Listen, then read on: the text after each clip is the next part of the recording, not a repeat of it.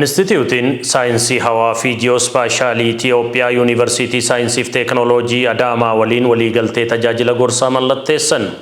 Instituutiin kun waggaa 2 booda saatalaayitii sadaffaa Itiyoophiyaa gara hawaatti akka ergu beeksiseera. Gabaasa dabalataatiif Kabbaboo ibsa. Instituutiin saayinsii hawaa fi ji'oospaashaalii Itiyoophiyaa waggaa 2 booda saatalaayitii Itiyoophiyaa sadaffaa ITRES-2 jedhamtu gara hawaatti akka ergu beeksiseera.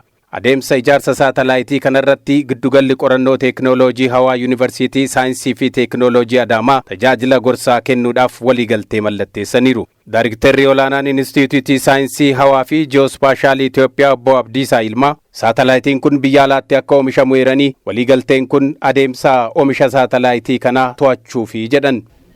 Dandeettii amma qabnuun saatalaayitiin kun biyya keessaa miti kan oomishamtu biyya alaadha.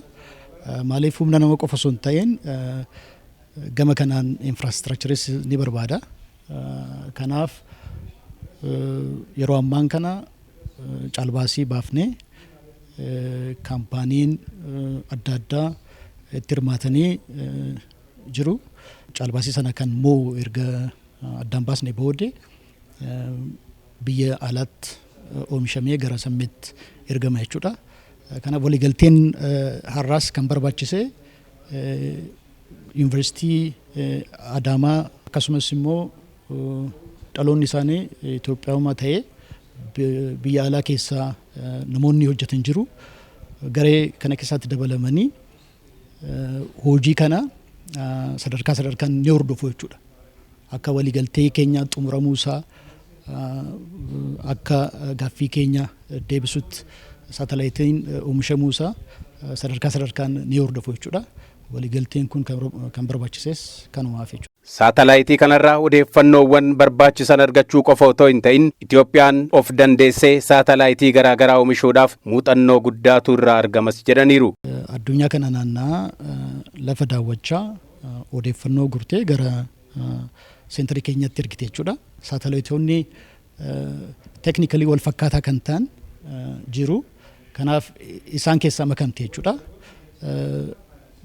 Yeroo tokkoon saatalaayitii hedduurraa odeeffannoo argachuu dandeenya.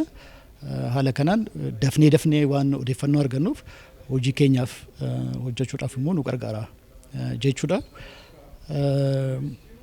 Kaayyoon keenya maa'inni haaluma kanaan itti fufnu humna nama irratti hojjechaa jirna, infraastiraakchara irratti hojjechaa jirna. Gara fuulduratti humna keenyaan biyyuma keenya keessatti saatalaayita oomishnee gara hawaatti erguudhaaf karoora qabna. Inni sun garuu hojii barbaada. Pireezidaantiin Yuunivarsiitii Saayinsii fi Teekinooloojii Adaamaa Dr. Lammii Guutaa gama isaaniitiin Yuunivarsiitiin kun tajaajila gorsaa irratti muuxannoo guddaa akka qabuu fi adeemsa ijaarsa saatalaayitii kanaa xiyyeeffannoon akka hordofu himan. Hojii gorsaa baay'een akka biyyaattis kan kudhanii ol hojjenneerraa piroojeektoota gurguddoo akka biyyaatti dizaayin ta'an inkluuding Adaamaatu Wind Farm kana dabalatee industirii irrattis bishaan irrattis hojiin baay'een hojjetameera. Akka Oromiyaattis piroojeektoonni 30 ol hojiin gorsaa hojjetame muuxannoon guddaanis irraa argameera.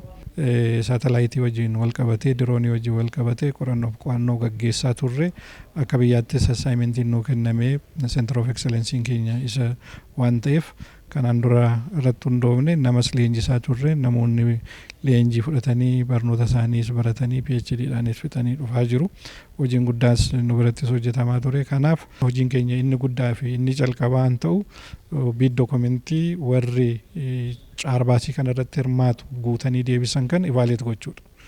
Waan barbaadame suniif ooluu akka danda'utti dizaayin ta'eera moo hin taane jedhu sun dizaayinii irraa qabanii assembil gochuu irratti, intigireet gochuu irratti, teest gochuu irratti, dhuma irrattis immoo laawunchi gochuu irratti hojiiwwan baay'eetu hojjetama. Isteeppii baay'ee keessas waan darbuuf kana kontirool gochuun, supervise gochuun, administreet gochuun hojii keenya jechaadha. Hojii ogeessota keenyaati.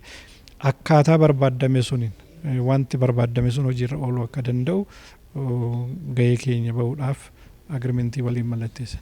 Kaayyoon waliigaltee kanaa inni guddaan muuxannoo gabbifachuudhas jedhaniiru. Amma kaayyoon isaa inni guddaan jara amma piroojeektii kana mo'atanii dhufanirraa muuxannoo guddaatu argama. Namoonni amma biyya alaatti Korean Aerospace Research Institute baratanii dhufan yeroodhaaf nama lama. Warri kaan ganaa dhufuu danda'an baratanii barnoota isaanii fixan 3 eegna. Amma piroojeektii kanarratti kan hirmaachisaa jirru garuu nama baay'eedha. Namoonni eeriyaan isaanii saatalaayitii wajjiniin walitti hiiku barsiistonni PhD qaban biyya adda addaatti barnoota isaanii baratanii dhufan piroojeektii kanarratti hin hirmaatu. Kanaaf ani opportunity guddaadha. Kunuufis akka biyyaattis akka instituutiittis piroojeektii kana keessatti qaamni lamaan waliin ta'anii humna cimsuu irratti teknooloojii biyya alaa gara keessaatti transfer gochuu irratti gahee guddaa taphata piroojeektiin kun jedhee yaada.